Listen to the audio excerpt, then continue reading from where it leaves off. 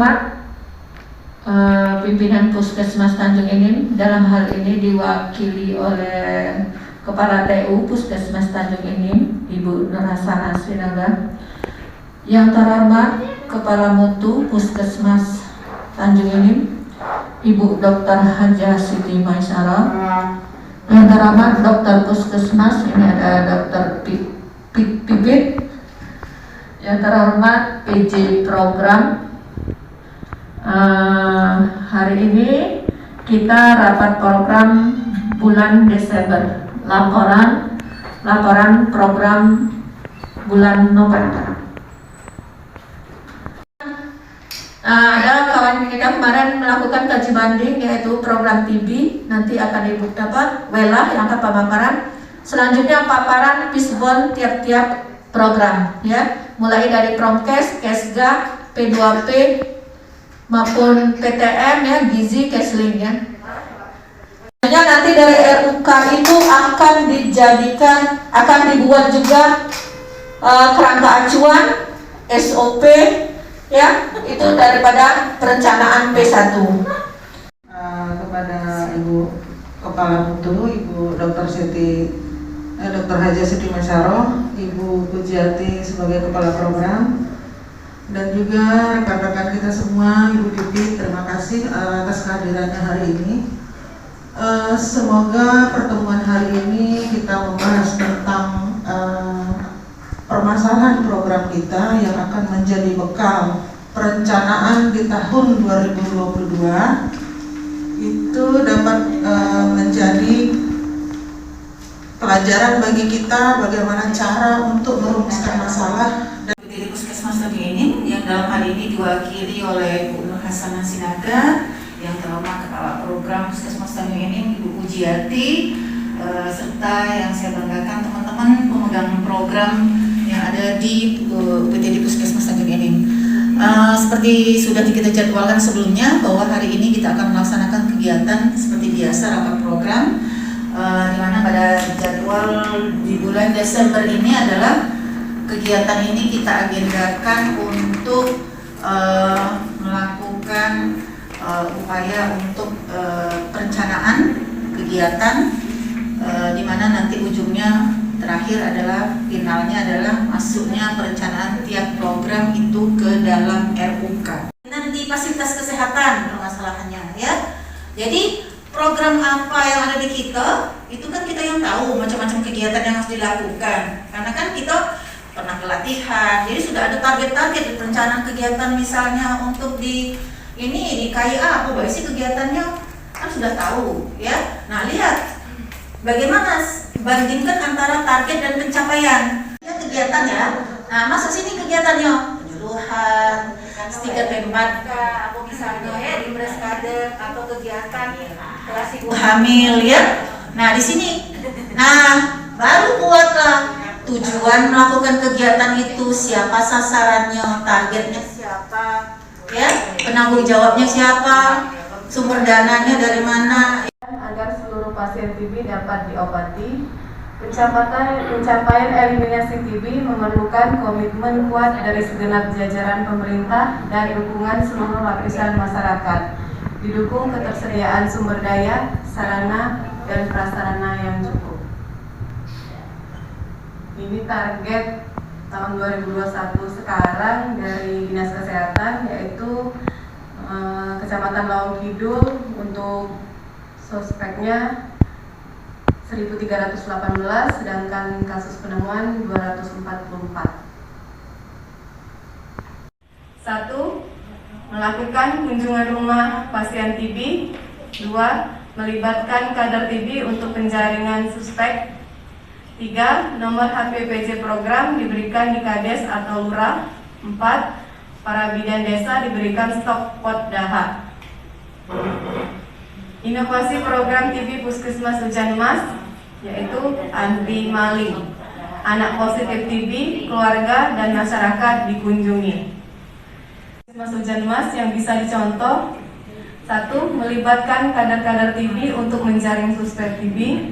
2. Memberikan nomor HPPJ program ke Kades atau Lurah. 3. Para bidan desa diaktifkan untuk menjaring suspek di pos lansia, pos bindu atau posyandu dengan memberikan pot dahak. 4. Melibatkan perangkat desa jika ada pasien atau suspek yang menolak untuk diperiksa.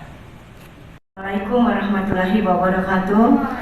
Kami mewakili dari program KESGA ya di sini, yaitu ada program KIA, KB, anak, remaja, dan lansia. Tapi mungkin teman-teman yang lain belum memberikan dari program lain ya untuk KESGA ini.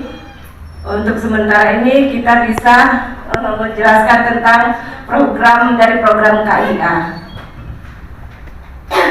Manusianya yaitu pengetahuan humil tentang kelas ibu masih kurang, kemudian masih kurangnya dukungan lintas sektoral, kurangnya pengetahuan kader tentang pentingnya kelas ibu hamil, dan kurangnya penyuluhan oleh petugas tentang pentingnya kelas ibu. Kemudian di metodenya yaitu 1. Kurang menarik cara penyampaian, kemudian petugasnya kurang aktif, selanjutnya bahan penyampaian yang kurang dimengerti dan kurang kerjasama dalam penjaringan ibu hamil. Selanjutnya yaitu di lingkungan, diantaranya rumah bumil jauh dari tempat kegiatan kelas ibu hamil, diantaranya Ibu Puji ya, tidak seluruh ya. Kemudian tempat kegiatan kelas ibu hamil agak terpencil, agak menyudut. Ya, kemudian untuk material dan sarana transportasi terlambat datang, dan dari segi dananya yaitu dana transport untuk kader tidak ada, dan tidak adanya dana untuk kegiatan kelas ibu hamil. Hari ini saya akan memaparkan tentang kinerja program promosi kesehatan dan peran serta masyarakat. Pertama, kita berada dari indikator kinerja Prokes dan PSM. Targetnya 35% desa atau kelurahan yang menerapkan kebijakan Germas. Ternyata ada 2 kriteria. Saya baca indikatornya ada 2 kriteria, yaitu pertama, jumlah desa atau kelurahan yang memiliki kebijakan Germas. Ini belum ada sama sekali, Bu. Pertama, kesadaran masyarakat yang akan PHBS itu masih rendah. Kemudian, kurangnya penyuluhan, kurangnya pengetahuan masyarakat. Kemudian dari metode, kurangnya kerjasama lintas sektor dan lintas program. Petugas belum optimal melakukan kunjungan PHBS. Kemudian sarana, kurangnya media penyuluhan. Dari sisi pendanaan juga tidak ada pendanaan. Kalau khusus untuk PHBS sendiri, di tahun 2021 ini tidak ada menu khusus untuk PHBS. Sampai anggaran RUK 2022 sudah saya lihat tadi, tidak ada juga menu yang menunjukkan ke PHBS. Mungkin nanti bisa nyantol sana nyantol sini gitu kan. Sebelum RUK ini disahkan, mungkin akan ada revisi-revisi, mungkin bisa dimasukkan nanti. Cakupan vitamin A yang masih kurang yaitu vitamin A biru, target 100%, pencapaian masih 73,7%. Masalahnya yaitu masih ada 26,3% balita yang tidak mendapatkan vitamin A biru. Yang kedua yaitu vitamin A merah, target pencapaian 85%, pencapaian 79,1%. Masalahnya yaitu 5,9% balita masih belum mendapatkan vitamin A merah. Yang kedua yaitu adanya balita stunting, target 21,1%, pencapaiannya 1,13%. Masalahnya yaitu masih 19,97% ada balita stunting. Yang ketiga yaitu capaian tablet FE Rematri yang masih kurang, target dari 100%, hasil pencapaian 83,71%. Permasalahannya yaitu masih ada rematri yang belum minum tablet FE sebanyak 16,29%. Dilakukan di posyandu. Untuk alternatif pemecahan masalahnya yaitu memaksimalkan waktu penyuluhan di posyandu. Yang kelima yaitu kurang optimalnya pencatatan sehingga data yang tidak akurat. Alternatif pemecahan masalahnya yaitu merencanakan penambahan petugas sesuai dengan luas wilayah sehingga didapatkan data yang lebih akurat. Yang keenam yaitu mobilisasi masyarakat. Alternatif pemecahan masalahnya yaitu penyuluhan ke masyarakat agar ibu balita bisa datang ke posyandu terdekat atau ke fasilitas pelayanan kesehatan lainnya. 3,35% penderita hipertensi yang tidak terpantau. Jadi di sini banyak penderita hipertensi yang tidak terlapor dari data jejaring yang tidak melaporkan ke Puskesmas Tanjung Enim. Kemudian prevalensi DM sama target 100% masyarakat tentang penyakit tidak menular. Kemudian data dari jejaring yang tidak akurat. Kemudian kesadaran masyarakat tentang screening faktor resiko PTM yang kurang. Jadi ketika kami petugas PTM screening ke posyandu balita misalnya, masih banyak juga ibu-ibu balita yang tidak mau dilakukan screening. Jadi mengatakan bahwa tidak punya penyakit darah tinggi, tidak punya penyakit kencing manis, kemudian cepat-cepat balik gitu ya. Jadi ketika kita melakukan screening di posyandu balita itu udah sebagian ibu-ibu yang mau menunggu untuk dilakukan screening.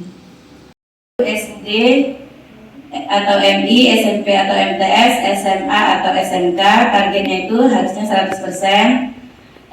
Yang tercapai saat ini 88%, jadi masih ada 12% lagi siswa yang belum terjaring. Permasalahan yang kedua yaitu pemeriksaan berkala siswa SD kelas 2 sampai kelas 6, SMP kelas 8 sampai kelas 9, dan SMA kelas 11 sampai kelas 12.